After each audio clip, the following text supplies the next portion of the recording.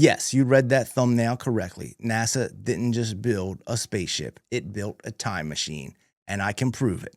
So, NASA launched Artemis 2. 4 astronauts, 10-day trip around the moon. Big deal, historic, epic. But what nobody's talking about is when the astronauts get back, they will actually be younger than when they left. Not metaphorically, physically. You see, the faster you move, the slower time moves for you. And since they'll be going about 25,000 miles per hour, they will actually be younger when they get back. And you know how I know this? Well, my boy, Travikiss, the little cartoon that's always here, he somehow got a ride on the spaceship. NASA's keeping it quiet. But anyway, he called me from space. Here it is. Yo, how's space? Magnificent. Nobody calling me Unc yet. About that, Travis, I'm traveling at 25,000 miles per hour. Do you understand what that means? Tell me. Time is moving slower for me than it is for you right now, as we speak. By the time I get back on your couch, eating your food, I will have aged slightly less than you.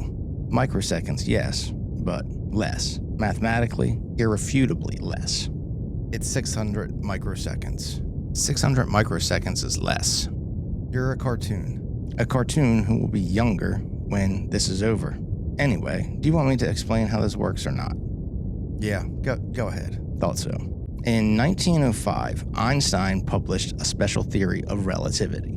And inside it was, if he had published it today, would have gotten him tons of hate in the comment section. Time is not fixed. The faster you move, the slower time passes for you relative to someone standing still. Not like slow like you're bored at a family reunion, slow like you're genuinely ticking through time at a different rate than everyone else. We've proven this. Atomic clocks on planes, GPS satellites in orbit, every single time the math checks out. Speed literally slows time down. Artemis 2 hits roughly 25,000 miles per hour at peak velocity. The speed of light is 670 million miles per hour, so relative to light, this spacecraft is barely moving. Which means the effect is real, but small. By splashdown, those 4 astronauts and 1 stowaway will have aged approximately 600 milliseconds less than everyone on Earth.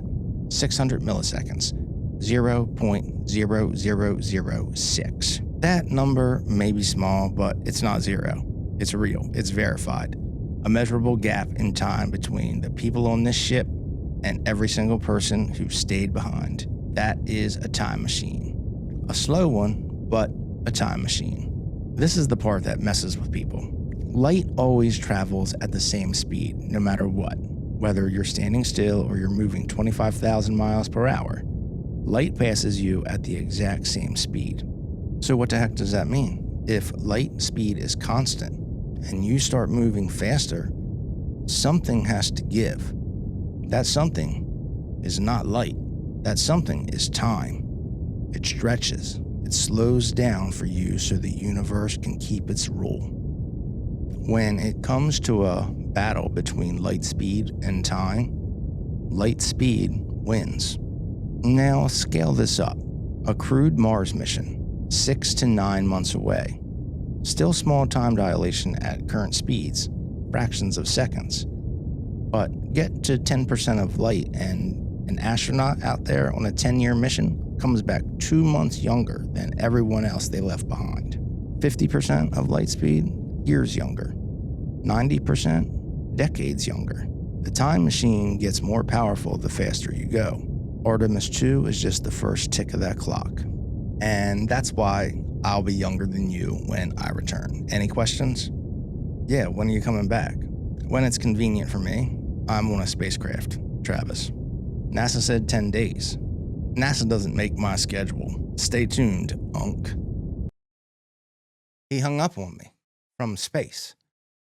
I'll keep you guys updated with how the mission goes. If you want to know how this stuff works on a smaller scale, check out our time dilation video, Why Your Head is Older Than Your Feet. Link somewhere around here. Subscribe so you don't miss when Travikiss gets back.